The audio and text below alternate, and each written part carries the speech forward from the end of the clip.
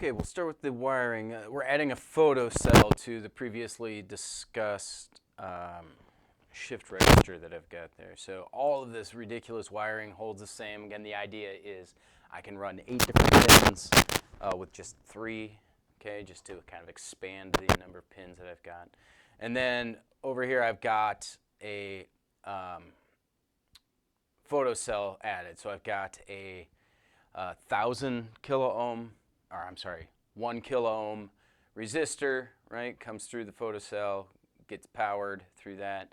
And then we tee off of this with the analog input 0, okay? So again, it's grounded up here through that.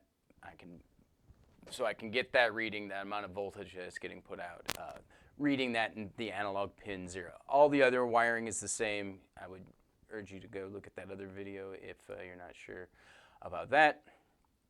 Okay, as far as the code, it'll look pretty similar to what we had with the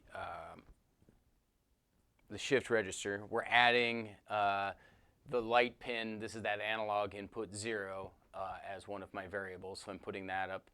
These 3 are for the shift register, the parallel to serial converter. Okay. Again, this is the variable that runs how many LEDs turn on, basically. Okay. So this is setting up the digital inputs and outputs. Okay. This is, and I'll encourage you to go look at this. This is a function called update shift register, which basically runs that little shift chip that we've got there. Again, I'll urge you to look at the previous video if you want to know a little bit more about that. But the main loop that I'm running in here is essentially what I have here is it reads what the light input is reading. It gives me some sort of analog reading. Okay. Then what I do is I use a conversion factor, and you can see it's got a few that you can try in here. You can see the default here has it set just at room lighting, ambient lighting of about 3 of those dots. This will make more sense when I start showing this. But you can play around with that 57, depending on if it's too or not sensitive enough. You can alter with that. That will basically define how many LEDs get lit for the reading that it's given. Okay, so again, if that gets more than 8, it's just going to top out at 8 for the number of LEDs lit. Okay.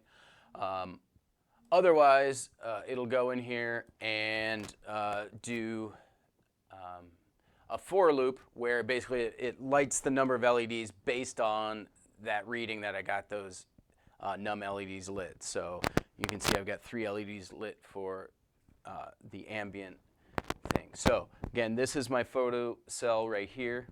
Okay. Notice if I cover it and no light gets to it, all the lights go off. As I uncover it and more light gets to it, it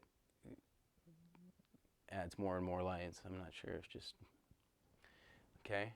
I've got my phone here, shine a flashlight on it a little bit.